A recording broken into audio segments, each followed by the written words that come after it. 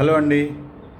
యాక్చువల్గా ఈరోజు హైదరాబాద్ నగర శివారుల్లో ఉన్నటువంటి కోకాపేటలో మాకు తెలిసిన వాళ్ళది అపార్ట్మెంట్ ఒకటి ఉంటే దాని దగ్గరికి వచ్చాను నేను చూద్దామని.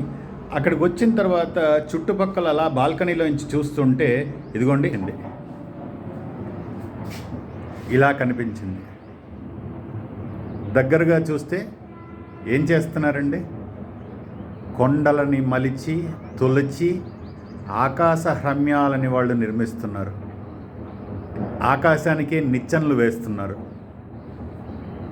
అహర్నిశలు పాటుపడి రోజు పొద్దున్నుంచి సాయంత్రం వరకు రాత్రి దీపాలు కూడా పెట్టుకొని ఇట్లాంటి కొండల్ని తొలచి ఓ చక్కటి రహదారిని ఏర్పరిచి దానికి దగ్గర ఉన్నటువంటి ఇదిగోండి ఇలాంటి బిల్డింగ్లని ఆకాశ హృమ్యాలని అన్నీ కూడా నిర్మిస్తూ వాళ్ళు చేస్తున్నటువంటి ఈ కఠోర శ్రమను చూస్తే కనుక నాకు అనిపించింది ఏంటనంటే, మనిషి ఇలా ఇంత ఎత్తు బిల్డింగులు కడుతున్నట్టుగా అంత ఎత్తుకు ఎదగాలంటే మనని మనం ఇంకెంత మలుచుకోవాల్సిన అవసరం ఉంది, మనని మనం ఇంకెంత కష్టపెట్టుకోవాల్సిన అవసరం ఉంది, మనని మనం ఇంకా ఎంత చెక్కవలసిన అవసరం ఉంది, మన యొక్క నాలెడ్జ్ని ఇంకా ఎంత పదును పెట్టుకోవాల్సిన అవసరం ఉంది, మనకి ఇంకా ఎంత నేర్చుకోవాల్సిన విషయాలు ఉన్నాయి.